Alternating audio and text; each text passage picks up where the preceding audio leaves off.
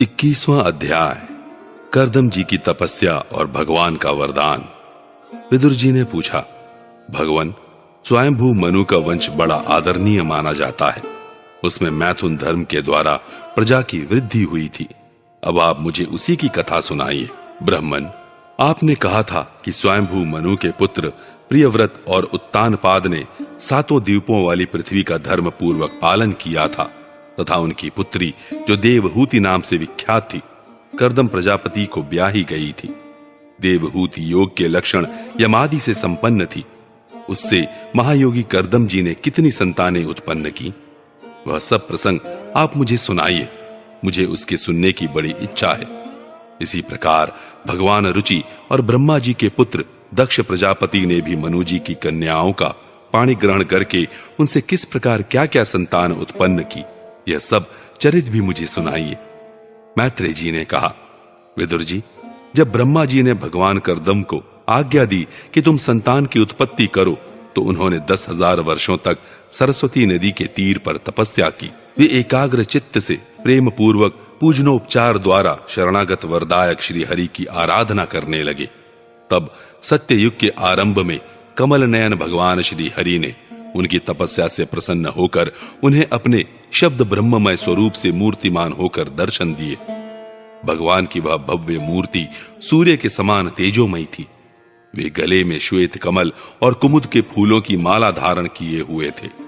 मुख कमल नीली और चिकनी अलकावली से सुशोभित था। वे निर्मल वस्त्र धारण किए हुए थे। सिर पर झिलमिलाता हुआ सुवर्णमय मुकुट, कानों में जगमगाते हुए कुंडल और कर कमलों में शंख, चक्र, गदा आदि आयुध विराजमान थे। उनकी एक हाथ में क्रीड़ा के लिए श्वेत कमल सुशोभित था। प्रभु की मधुर मुस्कान भरी चितवन चित्त को चुराए लेती थी। उनके चरण कमल गरुड़ जी के कंधों पर विराजमान थे तथा वक्ष स्थल में श्री लक्ष्मी जी और कंठ में कौस्तुभ मणि सुशोभित थी। प्रभु की इस आकाश स्थित मनोहर मूर्ति का दर्शन करके कर्दम जी को बड़ा हर्ष हुआ, मानो उनकी सभी कामनाएं पूर्ण हो गईं। उन्होंने सानंद हृदय से पृथ्वी पर सिर टेक कर भगवान को साष्टांग प्रणाम किया और फिर प्रेम प्रवण चित्त से हाथ जोड़कर सुमधुर वाणी से वे उनकी स्तुति करने लगे। कर्दम जी ने कहा, स्तुति करने योग्य परमेश्वर, आप संपूर्ण सत्व गुण के आधार हैं। योगी जन उत्तरोत्तर शुभ योनियों में जन्म लेकर अंत में योगस्थ होने पर आपकी दर्शनों की इच्छा करते हैं। आज आपका वही दर्शन पाकर हमें नेत्रों का फल मिल गया। आपके चरण कमल भवसागर से पार जाने के लिए जहाज है। जिनकी बुद्धि आपकी माया से मारी गई है, वे ही उन तुच्छ क्षणिक विषय सुखों के लिए जो नरक में मिल सकते हैं, उन चरणों का आश्रय लेते हैं। किंतु स्वामिन, आप तो उन्हें वे विषय भोग भी दे देते हैं। प्रभु, आप कल्प वृक्ष हैं। आपके चरण समस्त मनोरथों को पूर्ण करने वाले हैं। मेरा हृदय काम कलुषित है। मैं भी अपने अनुरूप स्वभाव वाली और गृहस्थ धर्म के पालन में सहायक शीलवती कन्या से विवाह करने के लिए आपके चरण कमलों की शरण में आया हूं। सर्वेश्वर, आप संपूर्ण लोकों के अधिपति हैं। नाना प्रकार की कामनाओं में फंसा हुआ यह लोक आपकी वेदवाणी रूप डोरी में बंधा है। धर्म मूर्ते, उसी का अनुगमन करता हुआ मैं भी काल रूप आपको आज्ञा पालन रूप पूजोपहार आदि समर्पित करता हूं। प्रभु, आपके भक्त विषयासक्त लोगों और उन्हीं के मार्ग का अनुसरण करने वाले मुझ जैसे कर्म जड़ पशुओं को कुछ भी न गिनकर आपके चरणों की छत्र छाया का ही आश्रय लेते हैं तथा परस्पर आपके गुणगान रूप मादक सुधा का ही पान करके अपने क्षुधा पिपासादि देह धर्मों को शांत करते रहते हैं। प्रभु, यह काल चक्र बड़ा प्रबल है। साक्षात ब्रह्म ही इसके घूमने की धुरी है। अधिक मास सहित 13 महीने अरे हैं। 360 दिन जोड़ हैं। 6 ऋतुएं नेमी हैं। अनंत क्षण पल आदि इसमें पत्राकार धाराएं हैं तथा 3 चातुर्मास्य इसके आधारभूत नाभि हैं। यह अत्यंत वेगवान संवत्सर रूप काल चक्र चराचर जगत की आयु का छेदन करता हुआ घूमता रहता है, किंतु आपके भक्तों की आयु का ह्रास नहीं कर सकता। भगवान, जिस प्रकार मकड़ी स्वयं ही जाले को फैलाती, उसकी रक्षा करती और अंत में उसे निगल जाती है, उसी प्रकार आप अकेले ही जगत की रचना करने के लिए अपने से अभिन्न अपनी योग माया को स्वीकार कर उससे अभिव्यक्त हुई अपनी सत्वादि शक्तियों द्वारा स्वयं ही इस जगत की रचना, पालन और संहार करते हैं। प्रभु, इस समय आपने हमें अपनी तुलसी माला मंडित, माया से परिच्छिन्न से दिखाई देने वाली सगुण मूर्ति से दर्शन दिया है। आप हम भक्तों को जो शब्दादि विषय सुख प्रदान करते हैं, वे माइक होने के कारण यद्यपि आपको पसंद नहीं है, तथापि परिणाम में हमारा शुभ करने के लिए वे हमें प्राप्त हों। नाथ, आप स्वरूप से निष्क्रिय होने पर भी माया के द्वारा सारे संसार का व्यवहार चलाने वाले हैं, तथा थोड़ी सी उपासना करने वाले पर भी समस्त अभिलषित वस्तुओं की वर्षा करते रहते हैं।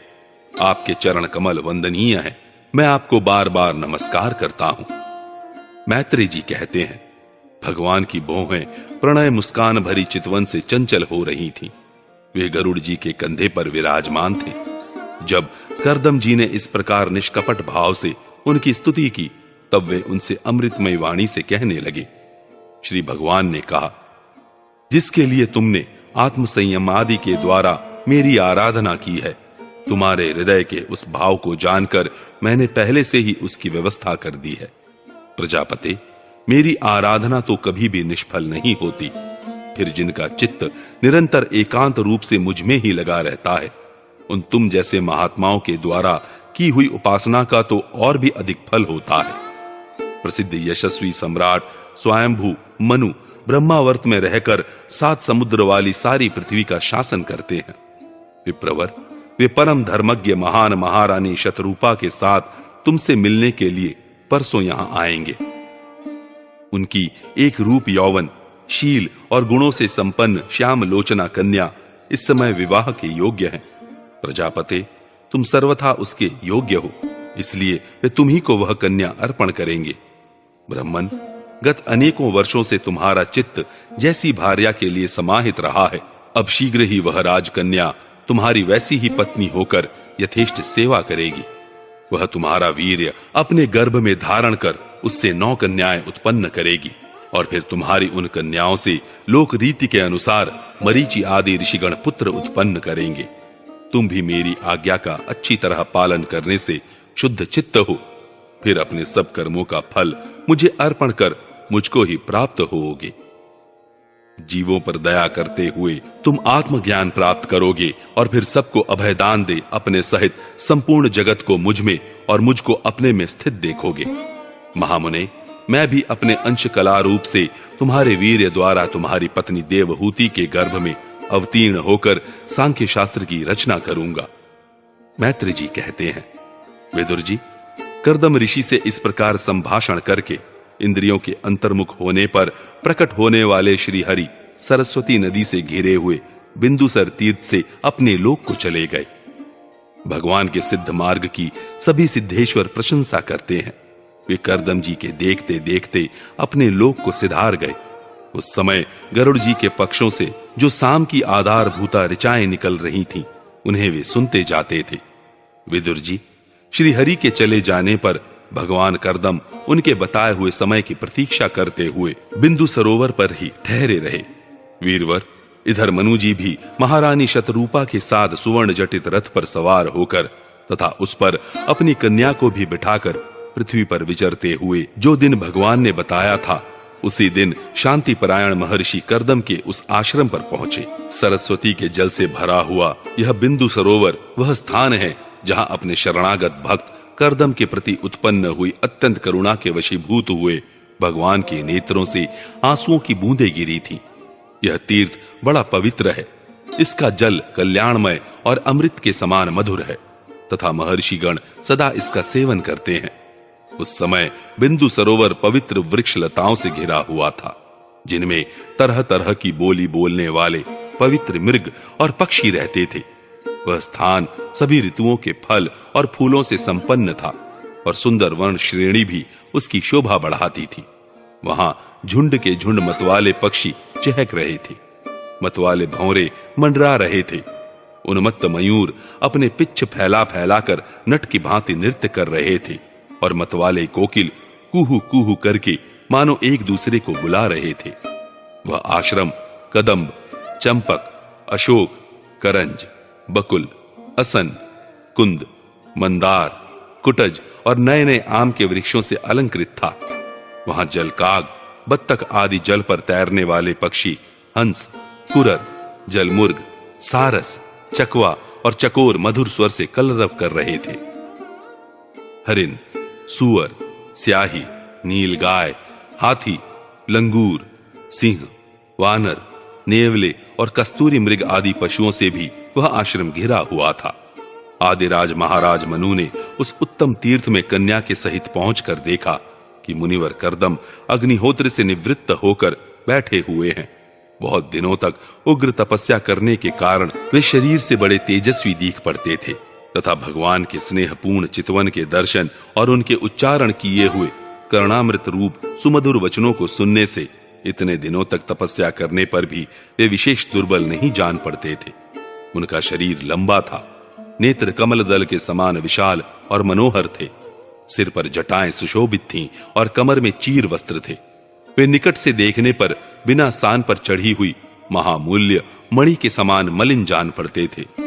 महाराज स्वयंभू मनु को अपनी कुटी में आकर प्रणाम करते देख उन्होंने उन्हें आशीर्वाद से प्रसन्न किया और यथोचित आतिथ्य की रीति से उनका स्वागत सत्कार किया। जब मनु जी उनकी पूजा ग्रहण कर स्वस्थ चित्त से आसन पर बैठ गए, तब मुनिवर कर्दम ने भगवान की आज्ञा का स्मरण कर उन्हें मधुर वाणी से प्रसन्न करते हुए इस प्रकार कहा, देव, आप भगवान विष्णु की पालन शक्ति रूप हैं, इसलिए आपका घूमना फिरना निस्संदेह सज्जनों की रक्षा और दुष्टों के संहार के लिए ही होता है। आप साक्षात विशुद्ध विष्णु स्वरूप हैं तथा भिन्न भिन्न कार्यों के लिए सूर्य, चंद्र, अग्नि, इंद्र, वायु, यम, धर्म और वरुण आदि रूप धारण करते हैं। आपको नमस्कार है। आप मणियों से जड़े हुए जयदायक रथ पर सवार हो अपने प्रचंड धनुष की टंकार करते हुए उस रथ की घरघराहट से ही पापियों को भयभीत कर देते हैं और अपनी सेना के चरणों से रौंदे हुए भूमंडल को कपाते अपनी उस विशाल सेना को साथ लेकर पृथ्वी पर सूर्य के समान विचरते हैं। यदि आप ऐसा न करें तो चोर डाकू भगवान की बनाई हुई वर्णाश्रम धर्म की मर्यादा को तत्काल नष्ट कर दें तथा विषय लोलुप निरंकुश मानवों द्वारा सर्वत्र अधर्म फैल जाए। यदि आप संसार की ओर से निश्चिंत हो जाएं, तो यह लोक दुराचारियों के पंजे में पड़कर नष्ट हो जाए। तो भी वीरवर, मैं आपसे पूछता हूं कि इस समय यहां आपका आगमन किस प्रयोजन से हुआ है? मेरे लिए जो आज्ञा होगी उसे मैं निष्कपट भाव से सहर्ष स्वीकार करूंगा।